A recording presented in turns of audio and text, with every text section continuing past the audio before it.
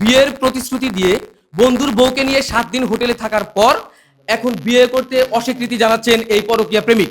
আমরা বিস্তারিত জানতে তাদের কাছে যাচ্ছি। আচ্ছা, একটু থামুন প্লিজ। আচ্ছা, আমি এসেছি আপনাদের সমস্ত সমস্যা শুনতে। কি হয়েছে যার জন্য এমন করছেন আপনি? আসলে স্যার, ও আমার হাজব্যান্ডের বন্ধু। তো দীর্ঘদিন যাবৎ আমরা দুজন দুজনকে ভালোবাসি। তো ও আমাকে একদিন বলছে যে আমাকে বিয়ে করবে। তো আমাকে বিয়ে করবে, তখন তো আমার সংসার আছে। তো আমাকে নিয়ে পালিয়ে যাওয়ার কথা বললো। বললো যে চল আমরা পালিয়ে যাই। তখন আমরা পালিয়ে আসছি। পালিয়ে আসার পর আমি বলছি যে চল আজকে আমরা বিয়ে করে ফেলি। তো ওই বিয়ে করবে না আমাকে। বলছে যে আজকে না কালকে বিয়ে করবো। তো ওই কথা বলে সে বিয়ে করে নাই। 1 দিন 2 দিন 3 দিন এই হোটেলে আজকে 7 দিন ধরে আছি। আর এখন বলছে যে আমাকে বিয়ে করবে না। তো স্যার আপনি বলেন স্যার, আমি আমার সংসার হারাইছি। আমার সংসার হারাই ওর সাথে আমি আসছি। তো এখন ও যদি আমাকে বিয়ে না করে স্যার, আমি কার কাছে যাব স্যার? আমি না পারবো আমার স্বামীর ঘরে যেতে, না পারবো আমার বাপের ঘরে যেতে।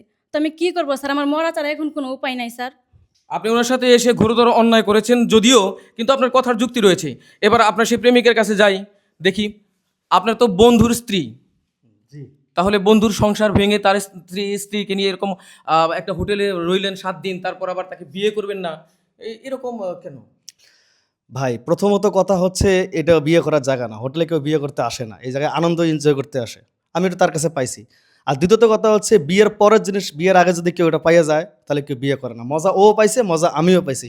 আর দ্বিতীয়ত কথা হচ্ছে ও রানিং স্বামী, আমার বন্ধু থাকা সত্ত্বেও সে আমার কাছে আইছে। আজ বাদ কাল আমার রাখে তো আরেকজনের কাছে যাইতে পারে ভাই, এই জন্য আমি তার বিয়ে করব না। তাহলে আপনি কি আপনাকে সাধু বলে মনে করতেছেন?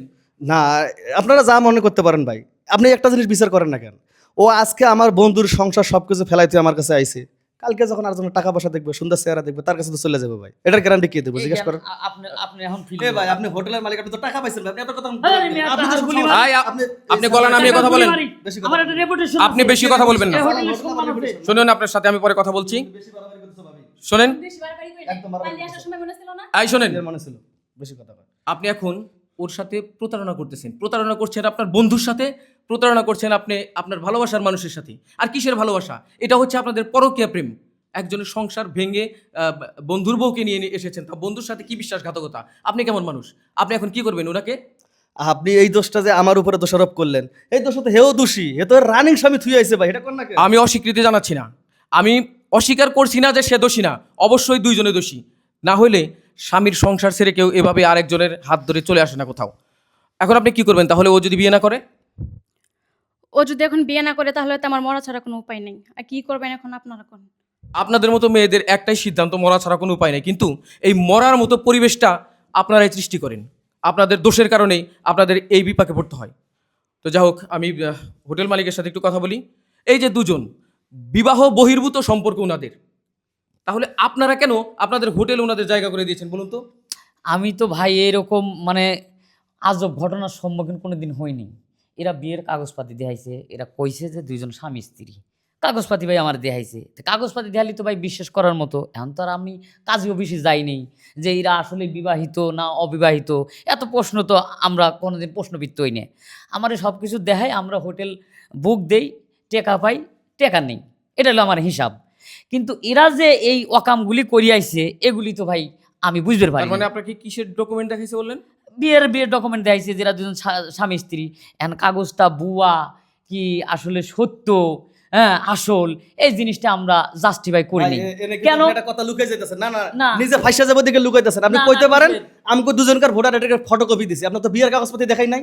আজব ঘটনা, আপনি দেখান স্যার, দেখাইতে বলেন, আপনি দেখান। আজব ঘটনা। দেখেন, আপনি আন্দাজে কথা কইতেছেন না, মানে নিজে ফাইসা যাবে আপনি দেখাইতেছেন।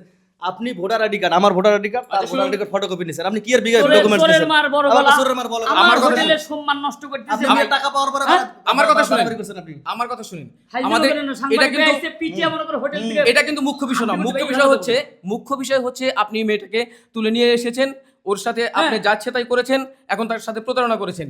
আপনাকে কিন্তু আইনের মাধ্যমে দিলে আপনার জেল খাটতে হবে। আর এখন এইরকম আইন হয়েছে, মেয়েটাকেও জেল খাটতে হবে। স্বামীর সংসার ছেড়ে যারা পরকীয়া প্রেমিকের হাত ধরে চলে যায় তাদেরও কিন্তু শাস্তির ব্যবস্থা রয়েছে।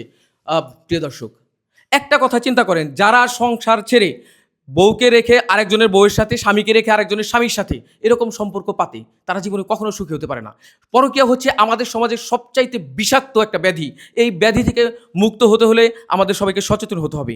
তাই আমাদের পরিবেশ ভালো থাকবে, আমরা সবাই নিরাপদ থাকবো। ভালো থাকবেন, সুস্থ থাকবেন। আল্লাহ হাফেজ।